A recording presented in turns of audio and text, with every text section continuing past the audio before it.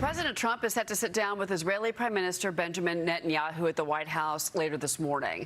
As follows Washington pausing strikes on Iran for the fourth straight night. The president is weighing diplomacy, while he's warning of strong military action if new talks stall with the Iranian regime. The president speaking at the White House yesterday. Watch. I have plenty of time. Plenty of time. Their whole shoreline's wiped out. The strait is in very good shape. And we're talking right now. Iran took a beating over the last 14 days, and they asked us very nicely, please stop. Let's meet. And that's what we are right now. We'll see what happens. If we don't make a deal, we go back to the same thing. Netanyahu, meanwhile, reportedly planning to present intelligence alleging that Iran is expanding activity at its nuclear site to the president today when he meets with them at the White House. I want to bring in former U.S. Special Envoy for Ukraine and AFPI Center for American Security co-chair, retired Lieutenant General Keith Kellogg. General, good morning. How do you expect this meeting to go between Benjamin Netanyahu and President Trump? Well, thanks, Cheryl. It's good to be with you. Look, I think he's not going to tell him anything new because I have great faith in our agencies, the CIA, DI, and the rest of them, that he's probably got the information already in front of him. So I think this is more, it's going to be a short meeting, that Netanyahu's going to say, this is what's on my mind, and the president's going to make his call. You know, he's made a pretty hard call already, simply going into Iran, which no president has done before. But look, here's where we're at right now. This is now no longer a question of military might, because we have pounded them, and we're at a point of supremacy, not dominance, supremacy, that they really can't do anything. But now it's a question of will. Do you have the will to close this deal out? And that's the whole question. It's really hard to do that. You know, this is sort of like in the military. I remember they used to tell me the last 10 meters to objective is going to be your hardest. Or you get into a sports analogy where in football, the last 20 meters to the end zone is going to be really hard. These are decisions he's going to have to make. How do I close the deal? And how do you do that? You have to take something that this country, Iran, really needs. You put their government at risk. What is that? That's where advisors are going to have to come in and tell him. I don't think negotiations are going to go anywhere. They are hard over. Arachi, who's their foreign minister, has already talked about how he's negotiating with his principles of negotiation. It's kind of a two-way street, and the longer this goes, the more they feel emboldened. And you get, like we've seen before in sports, if you let a bad team hang around for a long time and you don't close them out early, you're going to pay the consequences for it. I've seen that happen too many times in sports alone, where a bad team at the end of a game, because of a bad bounce or something happens, pulls something off. So I'd close these guys out. What is it? The president's advisor is going to have to tell him that. Well, okay, so you're mentioning the president's advisor. President Trump actually yesterday was asked about his relationship and the advice he's getting from Secretary of War Pete Hegseth. Watch this. I think he's done a great job. We've pretty much destroyed their military. They want to meet, and we're meeting. We'll see what happens. There's a chance we could make a deal. Without what we did, they wouldn't even be talking to us. They requested a meeting through their surrogates and directly. And we're meeting, and, you know, good things can happen, I guess. Oil dropped very big today. Stock markets, as of about an hour ago, was like through the roof. But no, they requested a meeting. They would not have requested the meeting if we were doing poorly. The only reason they want to meet is because we've been hitting them very hard. And I want to give you another layer to this conversation, General, because President Trump is also meeting with Ukrainian President Zelensky today at the White House. And this is coming as two global conflicts are becoming increasingly intertwined. Ukraine is accused of reportedly targeting Iranian supply lanes in the Caspian Sea. Russia's facing pressure over its ties to Iran.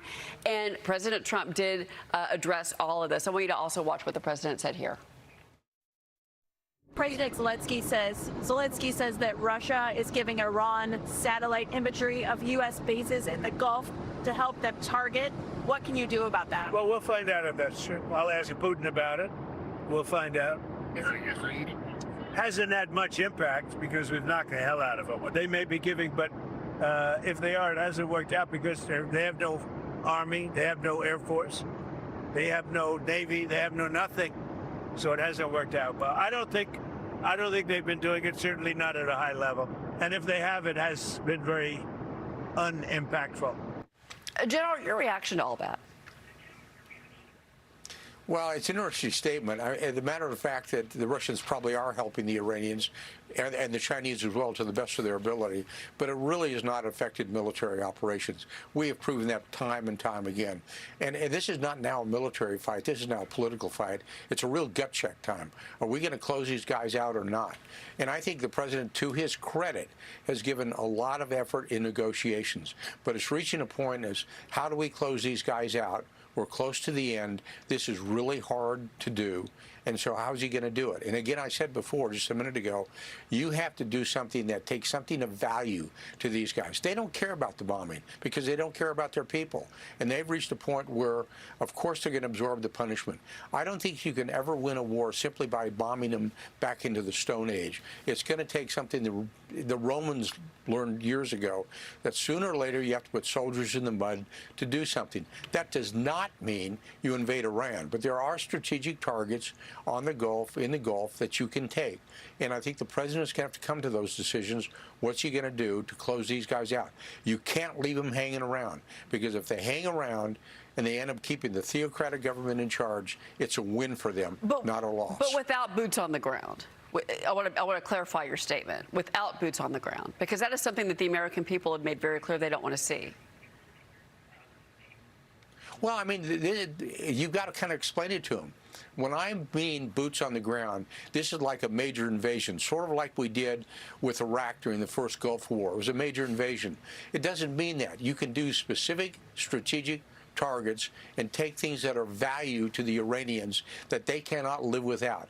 I mean, there's been talk all along in the media about Kharg Island. That's 90% of their economy. You could take that. It's an island 16 miles offshore.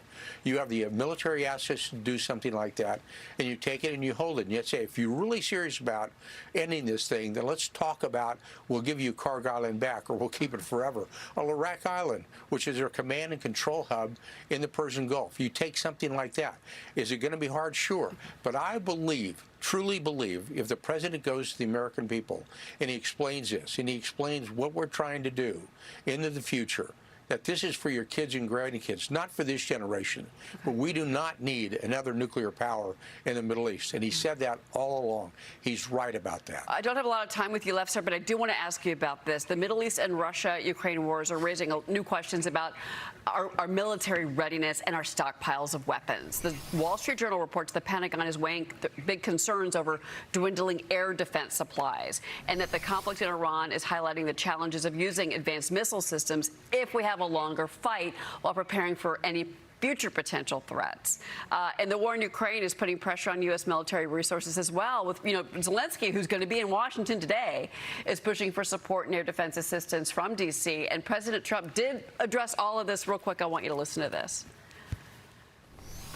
We have a lot of ammunition, different types. Biden gave a lot to Ukraine, and so we're building that up. But we have a lot. We have a lot of the mid-level stuff, too. I mean, more than we could ever use, no matter what. But we have a lot. I'd like to have more, to be honest. But so much was given to Ukraine by Biden. General, the question now is whether the U.S. has the capacity to respond to simultaneous threats. And in particular, the Journal is reporting that it was the chairman of the Joint Chiefs of Staff, General Kane, that has gone to the White House and said, I am concerned about not just munitions supplies, but also about the potential for more casualties. Yeah, well, when you look at the Defense Industrial Base, I think Stephen Feinberg, who's the Deputy Secretary of War, who's really got the task to do this. People seem to think, well, you can make a weapon system in one day. You can't. It takes 2 years to develop a Patriot and make a Patriot, because you have all these subcontractors, and it takes time to do that and pull them all together. The same thing with your THAAD or your Javelin, which we basically shut the assembly line down and have to restart it on the Stinger system, which is our man-portable air defense system. But like this Patriot, we just don't make those automatics. Not like a car assembly line. It takes time to do that, and we have to develop that and make that. And the president's done that, and he's kind of given the task to the Secretary of War to make sure that's done. We've kind of done it to ourselves, though. In the past, we've centralized our supply chain. We've distributed a lot of small manufacturers, but we haven't had multiple supply chains help out. Break. When you talk about drone technology, we've really got to leverage the Ukrainians. They are absolutely experts on this. Why? They've had to fight the Russians, and they really know it. I think on defensive drones right now, I would grab the Ukrainians and say, really help us out here, because they are so advanced in what they do. I've seen their drone factories. I've been in Ukraine and watched what they do, and it's so impressive. They iterate every 6 months. They change their drone technology, and I think we need to capitalize on that, because that's the wave of the future, and that's a new form of warfare, which is drone warfare. But the old missile technology, the Patriots, is without question the best in the world, but it's going to take about 2 years to get a system online once you start to develop a missile, and we need to understand that. Lieutenant General Keith Kellogg, always a pleasure to have you on the program. Thank you for being here, sir. Thanks, Cheryl. All right, we'll be right back, everybody.